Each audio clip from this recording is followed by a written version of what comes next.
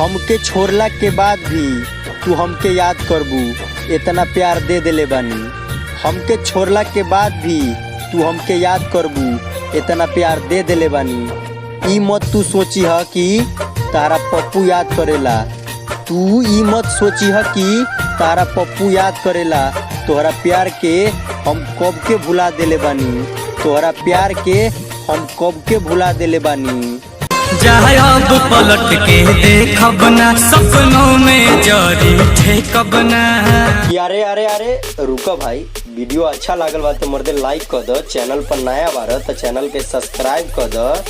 अगर आप अपनो नाम के शायरी बनवावल चाहतनी तो नीचवा कमेंट कर दो।